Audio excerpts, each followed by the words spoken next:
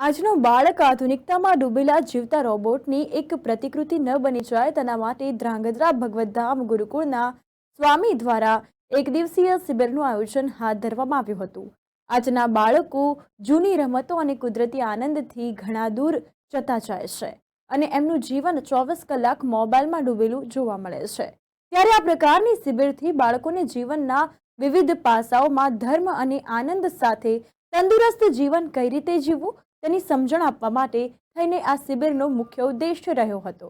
ત્યારે શિબિરમાં બાળકોને ભગવાનની પ્રાર્થના, સત્સંગ, પ્રવચન સાથે સાથે માતા પિતા પ્રત્યે ઋણ સ્વીકારવું તેમજ શિક્ષક, ગુરુજન અને વિદ્વાન વ્યક્તિના આદર સન્માન કરી એમની પાસેથી હંમેશા શીખતા રહેવાનું માર્ગદર્શન આપી આખો દિવસ બાળકોને જુદી જુદી રમતો અને ખાસ કરીને મનોરંજન સાથે તંદુરસ્તી જળવાઈ રહે તેવી રમતો રમાડવામાં આવી હતી। આ તકે આ દિવસીય શિબિરમાં 200 જેટલા બાળકોએ ભાગ લીધો હતો અને જીવન પથના ઉત્તમ પાઠ મેળવ્યા હતા।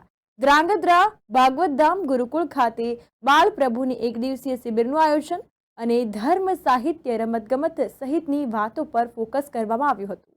બાળકોને મોબાઈલથી દૂર રહીને નૈસર્ગિક આનંદ તરફ વાળવાનો ઉદ્દેશ પણ આપવામાં આવ્યો। સ્વિમિંગ સહિત જુદી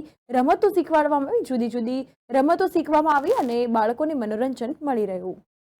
ધ્રાંગધ્રા દિવ્યદર્શન સ્વામી આજ રોજ ભગવતધામ ગુરુકુળ ખાતે બાળ શિબિરનું આયોજન કરવામાં આવ્યું, જેમાં બાળકોના સારા સંસ્કાર મળે એ હેતુથી સવારથી સાંજ સુધી અલગ અલગ પ્રવૃત્તિમાં ધાર્મિક તેમજ રમત તેમજ સ્વિમ અલગ અલગ રમતો દ્વારા આજે એક દિવસનું શિબિરનું આયોજન કર્યું। તેમાં 200 જેટલા વિદ્યાર્થીઓ અને બાલિકાઓએ ભાગ લીધો હતો અને આ આયોજનને સફળ કરવા માટે સદગુરુ શાસ્ત્રી નારાયણ સ્વામીએ ખૂબ આશીર્વાદ આપી અને પૂજ્ય સુખનંદન સ્વામી તેમજ શિક્ષક મિત્રો ખૂબ જ જહેમત ઉઠાવી અને આ શિબિરનું આયોજન કર્યું। ઘણા બધા બાળકો એમાં ખૂબ જ લાભ લીધો છે અને ભવિષ્યમાં પણ એ બાળકો સારા ભારતના નાગરિક બને એવા સંસ્કારોનું સિંચન થાય એવા ઉદ્દેશથી માતા પિતાની સેવા કરે, મોબાઈલના વ્યસનથી દૂર રહે અને બાળક ભણવામાં ખૂબ જ ધ્યાન આપે એવા અલગ અલગ વિષયો ઉપર અલગ અલગ પ્રવૃત્તિ કરી અને સારો સંદેશ જાય એવી પ્રવૃત્તિ આજે આખો દિવસ પાર કરવામાં આવી છે।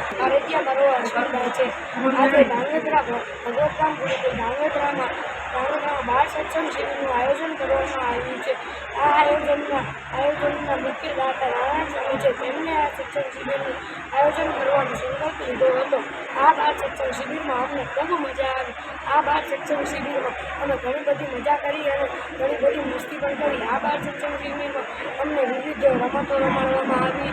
ઘનશ્યામ મહારાજનું બાલ ચરિત્ર પ્રોજેક્ટ દ્વારા દર્શાવ દેખાડવામાં આવ્યું અને સ્વિમિંગ કરાવવામાં આવ્યું વગેરે વિવિધ પ્રવૃત્તિઓ કરાવી, જેથી બાળકો આ શિબિરમાં ખૂબ લાભ લે અને ઘણા બાળકોએ આ શિબિરમાં લાભ લીધો તેમને ખૂબ મજા આવી તે એવું કહે છે।